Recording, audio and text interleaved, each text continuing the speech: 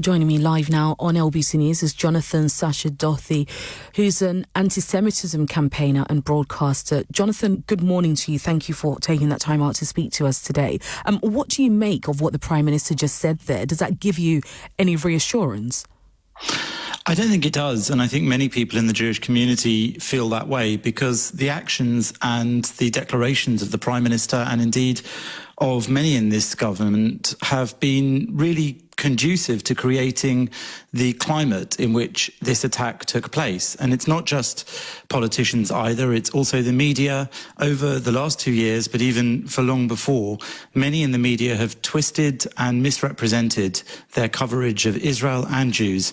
Even on LBC, we know that James O'Brien read out disgusting anti-Semitic comments from a caller, unquestioningly suggesting that Jews felt that Arab lives or Muslim lives were worth less than Jewish lives, and that Jews were taught this in some sort of Jewish school on our Sabbath, which was an appalling slur against the Jewish people. And all these sorts of declarations made in the media, made by the commentariat and made by politicians, all have an effect in reality. So I think that it's not enough to have words, just as it wasn't enough when James O'Brien made a sort of half-hearted apology. It's not enough to hear the Prime Minister saying this when just a matter of days ago he decided that Britain would recognise an imaginary fantasy Palestinian state in the middle of an existential war that Israel is carrying out against Hamas in Gaza after it conducted a genocidal attack on southern Israel and continues under the influence of the Iranian axis of terror proxies to try to eliminate Jewish people in Israel and beyond.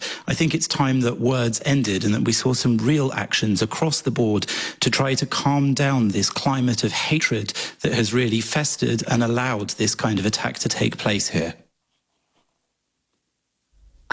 Jonathan, I hear what you're saying, and you know, I all I can say is, you know, James is not here to defend himself, and of course I cannot speak on behalf of. And Jews weren't James. there to defend themselves when he made that slur against us. It just can't be avoided. The broadcasters like LBC need Jonathan, to own up to what they've helped to contribute to. Jonathan, listen, I completely understand the position that you're coming from. We've just had a terror attack which has killed 2 people. It has claimed the lives of 2 people. I understand what you're going through. I can feel the emotions in your voice, so please do not mistake the fact that I understand where you're coming from. But as I was saying there, I cannot speak on behalf of James there. And also, as you said, he did make that apology too. Let me just very briefly just ask you, Sir Keir Starmer, the Prime Minister, is saying that he will be increasing high security and police presence.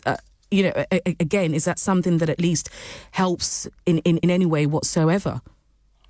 Of course, security is important, and Jewish people have had tight security around our locations, synagogues, schools, community centres and the like for years, which we mostly organise ourselves through communal bodies.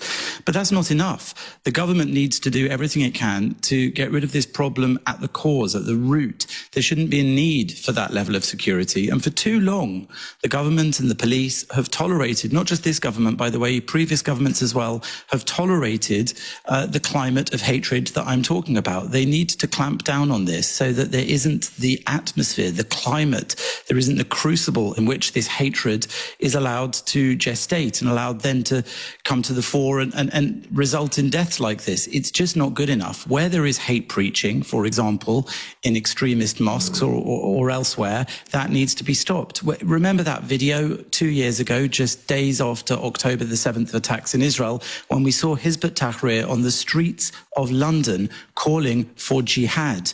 And then yesterday we saw a man called Jihad, who is the suspect for having slaughtered 2 Jews who were at prayer on our holiest day in a synagogue in Manchester.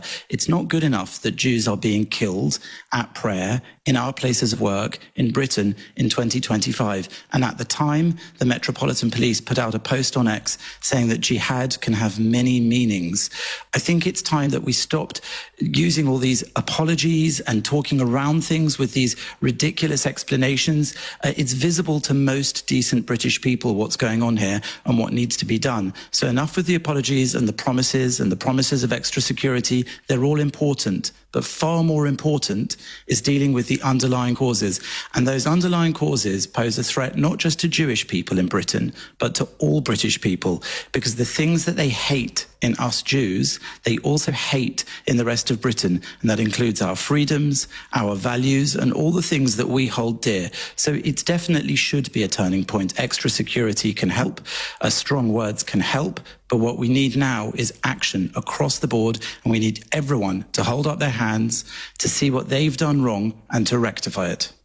Jonathan, thank you very much indeed for your time. That's Jonathan Sacerdoti there, who's an anti-Semitism campaigner and broadcaster. And as Jonathan mentioned there, and as I also said to him, I completely understand the emotions that is going on a day like today following those vicious attacks, those terror attacks that have taken place in Manchester at a synagogue. Like I also said, the other presenter is not here to defend himself, but he also, as I must say, did apologise.